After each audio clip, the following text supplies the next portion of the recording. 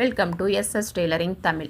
இன்றைக்கி நம்ம சேனலில் பார்த்திங்கன்னா கையிலே எப்படி ஓவர்லாக் போடலாம் அப்படிங்கிறது தாங்க நான் உங்கள் கூட ஷேர் பண்ணிக்க போகிறேன். நான் இதை புதுசாக கற்றுக்கிட்டேன், சரி உங்களுக்கு காட்டணுங்கிறதுக்காக இந்த வீடியோவை நான் போட்டிருக்கேன்.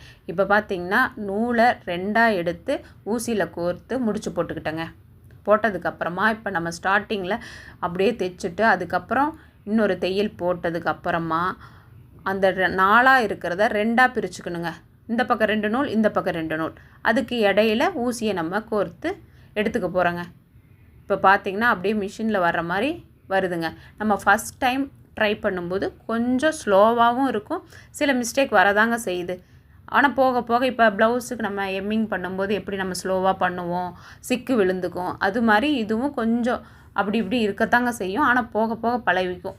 ஆனால் இதை நம்ம கடையிலே போய் போட்டுக்கலாமே அப்படின்னு நினைக்கலாம். ஆனால் கடை இல்லாத இடம் இருக்கும், சரி நம்ம துணி ஒன்றுக்காக நம்ம எங்கே போய் அலையிறது அப்படிங்கிற நினச்சா இது கண்டிப்பாக யூஸ்ஃபுல்லாக இருக்குங்க.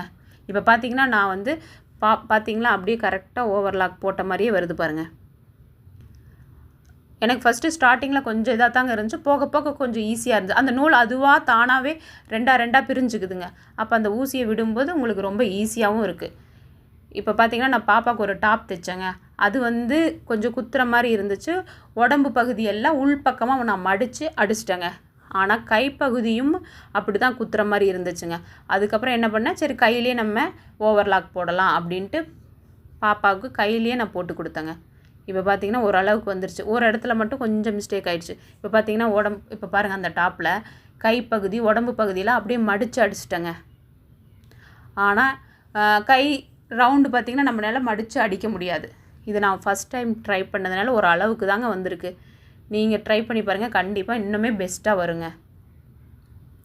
இது வேறு அர்ஜெண்ட்டாக வெளியில் போடணுங்கிறதுக்காக டக்குன்னு பண்ணினது ஒரு அளவுக்கு தாங்க வந்துச்சு. நம்ம பொறுமையாக பண்ணோம்னா இன்னும் அழகாக நீட்டாக பண்ணலாங்க. சரி, ஒரு துணிக்காக நம்ம எங்கே எடுத்துகிட்டு போகிறது, இல்லைனா ஒரு பக்கம் கடை இல்லாமல் இருக்கலாம். அப்படி இருக்கும்போது நம்ம இதை கண்டிப்பாக யூஸ் பண்ணி பார்க்கலாங்க. அழகாக தாங்க வருது. நீங்களும் கண்டிப்பாக இதை ட்ரை பண்ணி பாருங்கள். உங்கள் கூட ஷேர் பண்ணுறதுக்காக தாங்க நான் இந்த வீடியோ போட்டிருக்கேன். பிடிச்சிருந்தால் லைக் பண்ணுங்கள். நெக்ஸ்ட் வீடியோவில் பார்க்கலாங்க. பாய்.